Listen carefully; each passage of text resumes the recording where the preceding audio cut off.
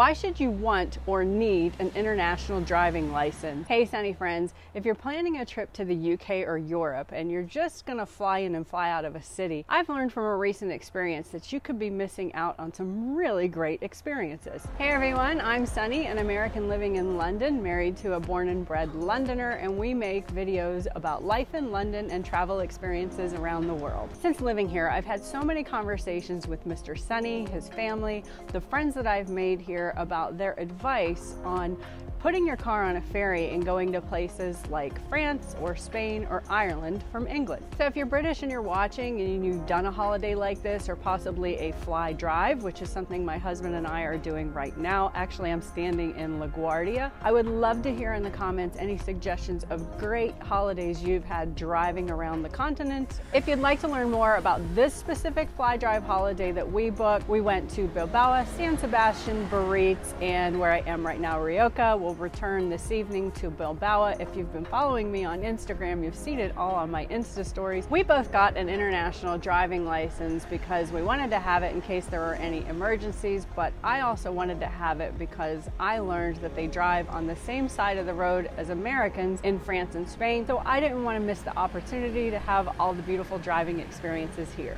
When we arrived in Bilbao and rented the car from Avis, they actually didn't even ask to see our international driver's license. Foremost, before you consider getting an international driver's license, it would be a very good idea to look into the rules and regulations of the countries in which you're going to be visiting. For example, you'll want to know their blood alcohol levels, as well as the distance you should keep between vehicles. And another thing that I learned is they have different rules here for how you use a turn signal when you're overtaking other vehicles. Now, since Mr. Sunny has a UK driver's license, he applied for an international license differently than I did. He took 2 passport photos to the post office and paid £5 each because he needed 2, and that's because the areas France and Spain are grouped differently in terms of the categories in international driving license. For more specific details, I'll also write a blog post specifically on the rules for how you get an international driver's license if you're from the UK or if you're from the US, because my process was different. I don't have a UK driver's license. I went on AAA and downloaded the application form for an international license. I was lucky enough to be able to mail it to my mother in the US. She took it to the AAA office, and on the same day they created my international driving license for me. Again, I also had to send 2 passport photos that I had signed on the back. Now, if you were doing this on your own, just mailing it through the post and not having the assistance of somebody local in the US, I estimate it would take about a month. Something I learned during this process that you might find valuable is you should date your license for just before you leave for your trip, because I believe it's good for a year.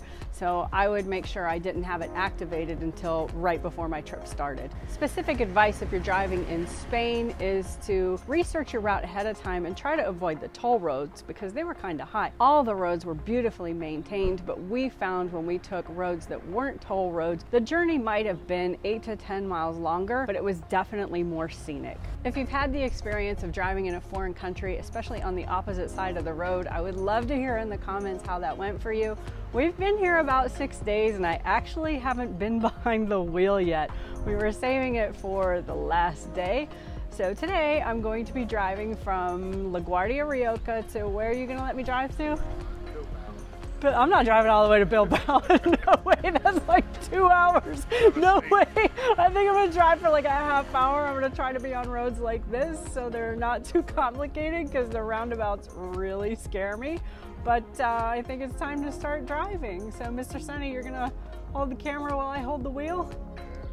Okay, let's see how it goes.